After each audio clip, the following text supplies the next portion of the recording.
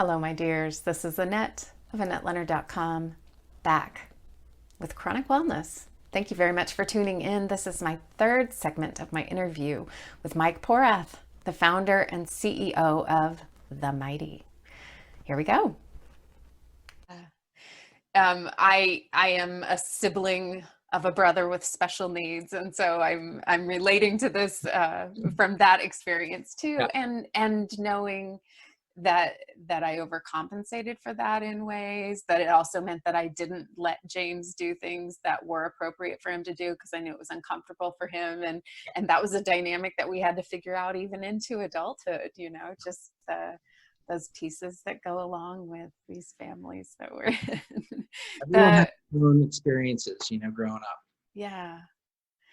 um Tell me some things you've learned about yourself in parenting Annabelle.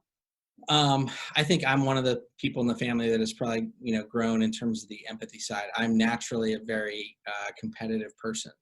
And, I could see myself, without having Annabelle being that, dad on the sideline who's really pushing his kids in to be the best in some sport or whatever. And, I mean, our other kids play sports and I love that. But I have been able to kind of pull back and see what are the real, priorities, and my wife and I kind of figured out pretty early on with Annabelle, after getting her diagnosis, when we thought about, okay, how do we attack this? How do we help her in all the ways we want to help her? What goals can we kind of set out there for us, and almost guideposts for us in terms of raising her? And we said, we wanted to give her as much happiness, as we could, and as much independence as we could. And we didn't put limits on those things, right? We don't know what she may or may not be able to do or achieve, or, but it was more about if we can try to surround her with the people that will help her in that way, all the tools that we can give her, and the love and care and all that. And I don't know that I would have been as thoughtful about what I want to give my kids had I not had Annabelle, and had to think a little differently than I guess I would have otherwise. Yeah. What a beautiful testament.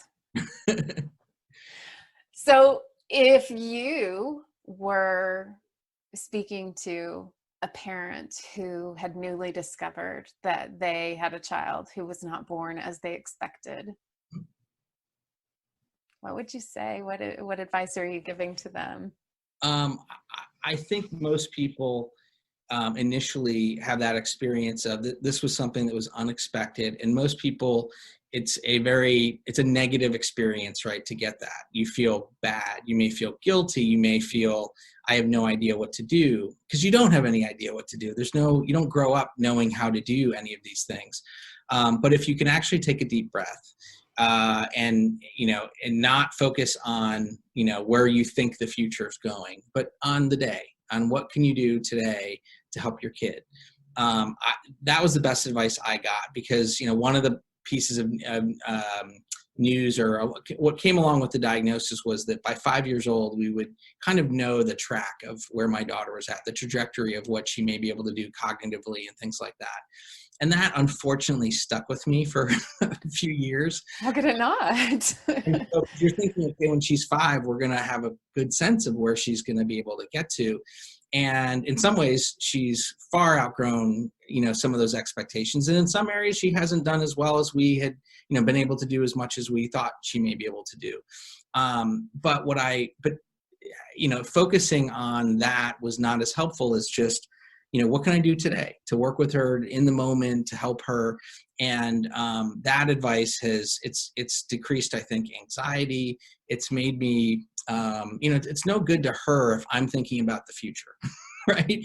It's much more helpful to her if I'm present with her in that moment, whether it's reading a book or jumping on the trampoline or doing all the things that we do. Yeah. And so I've really tried to not project the future so much. I mean, you still have to plan for it in terms of life planning and things like that. But in terms of trying to figure out what it's going to look like, when I removed that, it was almost like a weight off my shoulders, and I could just be present and help her, day to day any way I could. Mm-hmm. Acknowledging that guilt and grief Mhm. are so often a part of the package of this is not what I expected. Yep. Um, any words of wisdom about those two powerful emotions? I think my wife has talked about this quite a bit, and she would say that it's, she talks to a lot of new families who are diagnosed with my daughter's condition. Talks to the parents. She's often one of the first calls that they, Mm. first person that they talk to about What a it. gift. And well, I'll see her on the phone, and then she kind of just gives me a look, and I realize, oh, this might be a really long call. Right. And we were on the other end of the phone at one point where we were talking to a family about all of this, so I get it. But she talks to parents about, like, it's okay to grieve, like you almost grieve a bit of the future that you just had in mind, and those types of things. And that's okay. You shouldn't feel bad about that. It will eventually actually get you, to the point where you're again focused more on the kid and all the things you can do to be helpful. But it's okay. It's okay. Like, it's we when we started TheMighty, actually, when we were thinking about the name for it, we wanted to kind of flip the idea of disease and disability. There's such a negative connotation with those words. They both start with DIS, right? Like, it's just that the dis, right? Like, it's seen as a negative. And our own experience was that there was some amazing moments that we have had with our daughter that were totally unexpected. We say the highs are higher and the lows are lower, raising someone like our daughter. But our lives are much richer for it, actually. The depth that we experience is far greater, I think, than, if we didn't have her in our lives. And so when we came up with the word, or the brand, TheMighty, it was, we talked about all these amazing moments that we had with her, and we kind of broke those down into different, kind of the stories into words, and the words into, buckets. We ended up with strength, joy, and courage. Those were the three that we, kind of fit all of these under. And then we looked at those three and tried to come up with a name that combined those, and it ended up being, TheMighty. I love that. But going back to your question on all this, in terms of the grief and all that, once you get through some of that side of it, it actually then opens you up to experience all these other things. But if you are closed off to it because you don't want to feel upset, but you do, like, it's okay. It's an upsetting thing to get a diagnosis you weren't expecting, right? But once you can accept that, it actually makes, I think, the future much easier. Mm. Well said. What a treat.